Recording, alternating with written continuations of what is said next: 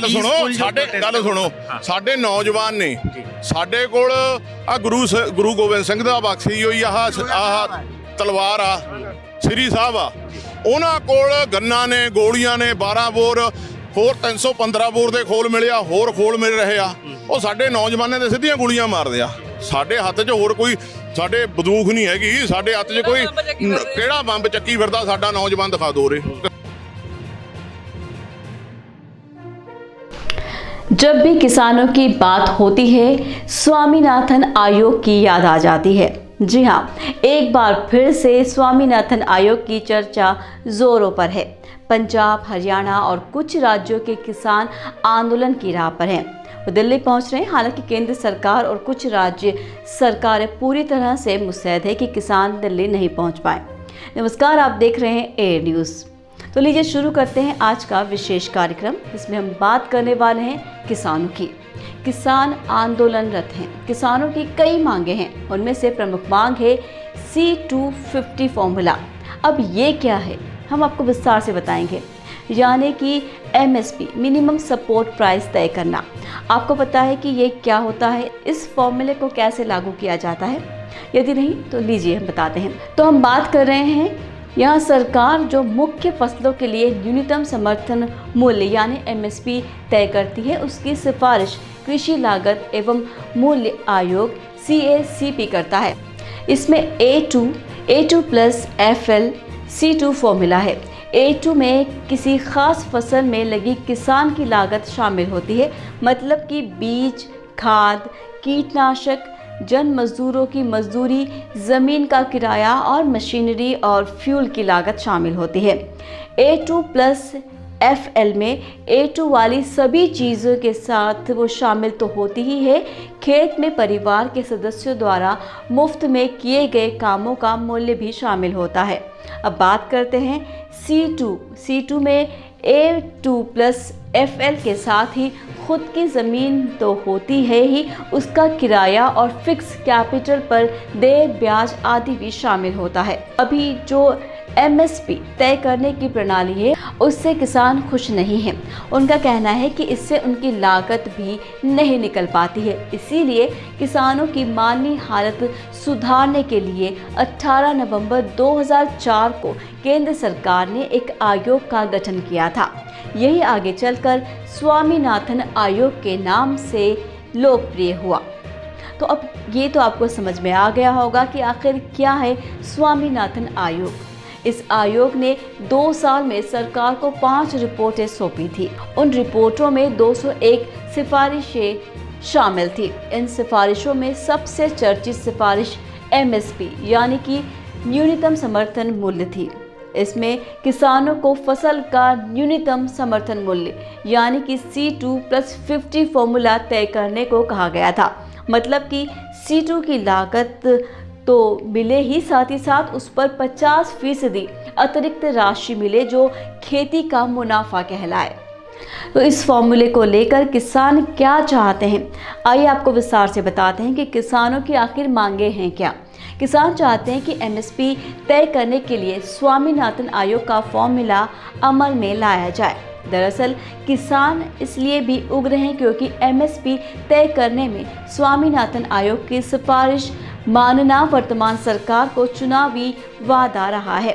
साल 2018 में सरकार ने दावा किया था कि उसने स्वामीनाथन आयोग की सिफारिशों को लागू कर दिया है, लेकिन अभी भी इसका इंतज़ार हो रहा है। वो सिर्फ हवाई बातें ही होकर रह गई है। अब इसमें सुप्रीम कोर्ट का क्या मसला है, सुप्रीम कोर्ट की तरफ से क्या कहा गया था, लीजिए आपको बताते हैं। स्वामीनाथन कमीशन की रिपोर्ट को लागू करने का मसला जनहित याचिका के रूप में सुप्रीम कोर्ट भी पहुंचा और उसके उत्तर में वर्तमान सरकार ने सुप्रीम कोर्ट ने ये कहा कि केंद्र के पास जितने वित्तीय संसाधन उपलब्ध हैं उससे C2 वाली बात पर अमल करना व्यवहारिक नहीं है, इसे लागू नहीं किया जा सकता। स्वामीनाथन आयोग की रिपोर्ट में और क्या खास था, लीजिए इस पर भी हम थोड़ी सी चर्चा करते हैं। आपको विस्तार से बताना चाहेंगे कि आयोग ने अपनी रिपोर्ट में भी भूमि सुधारों पर भी जोर दिया था। इस रिपोर्ट में भूमिहीनों को ज़मीन देने की बात कही गई थी। अन्य बातों के साथ साथ ये भी सिफारिश की गई थी कि जहाँ भी किसान अगर हैं उनके पास ज़मीनें नहीं हैं, जहाँ कहीं भी व्यवहार्य और भूमिहीन कृषक परिवार को प्रति परिवार के न्यूनतम 1 एकड़ भूमि उपलब्ध कराई जानी चाहिए। ये ज़मीन उन्हें घरेलू बगीचा पशुपालन के लिए स्थान उपलब्ध कराएगी। स्वामीनाथन आयोग की सिफारिश थी कि कृषि को राज्यों की सूची के बजाय समवर्ती सूची में लाया जाए। इससे फ़ायदा ये होगा कि केंद्र तथा राज्य दोनों किसानों की मदद के लिए आगे आएंगे। साथ ही दोनों सरकारों के बीच समन्वय भी बना रहेगा, यानी कि किसान का पूरी तरह से फ़ायदा होगा। आयोग ने किसानों के लिए कृषि जोखिम फंड बनाने की सिफारिश की थी, ताकि प्राकृतिक आपदाओं के आने पर किसानों को तुरंत मदद भी मिल सके। तो कह सकते हैं कि स्वामीनाथन आयोग पूरी तरह से किसानों के लिए, उनके हक के लिए था। उन्हें किसी तरह की कोई परेशानी का सामना नहीं करना पड़े। तो इसी बात को लेकर किसान चिंतित है। हम हमेशा देखते हैं कई सारे किसान, अकाल पड़ जाता है, फसलें खराब हो जाती हैं, ऐसे में वो आत्महत्या तक करने को मजबूर हो जाते हैं। कई सारे हमने ऐसी घटनाएं देखी हैं। तो उसी को लेकर किसान चिंतित है। किसानों के प्रदर्शन के बीच सरकार के सूत्रों का कहना है कि न्यूनतम समर्थन मूल्य पर भी फसलों की खरीद की कानूनी गारंटी देने से वित्तीय संकट पैदा हो सकता है। हालांकि सरकार ने किसान समूहों के साथ बातचीत करने की इच्छा भी जताई है।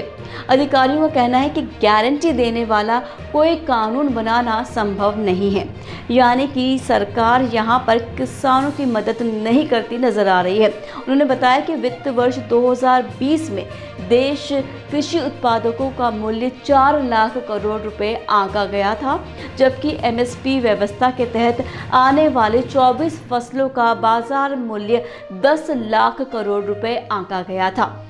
साल 2023-24 के लिए केंद्र सरकार ने कुल 45 लाख करोड़ रुपए के खर्च से इतनी कीमत की उपज खरीदने पर दूसरे विकास कार्यों और सामाजिक सुरक्षा के कार्यक्रमों के लिए बहुत कम पैसे बचेंगे, जो भारत की प्रगति के लिए बहुत ज़्यादा ज़रूरी हैं। यहाँ पर हम कह सकते हैं कि किसानों पर जो आपदा आएगी या किसान जो परेशान हो रहे हैं, उसका हल होता नज़र नहीं आ रहा है।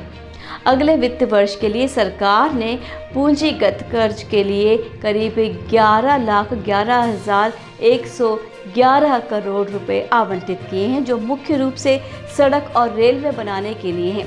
एक सूत्र ने कहा कि 10 लाख करोड़ रुपए का जो अनुमानित बाजार मूल्य पिछले 7 वित्तीय वर्षों में बुनियादी ढांचे पर होने वाले औसत वार्षिक खर्च से अधिक है, जो साल 2016 से साल 2023 के बीच 67 लाख करोड़ रुपए है। स्पष्ट रूप से एमएसपी मांग आर्थिक या राजकोषीय समझदारी नहीं रखती है।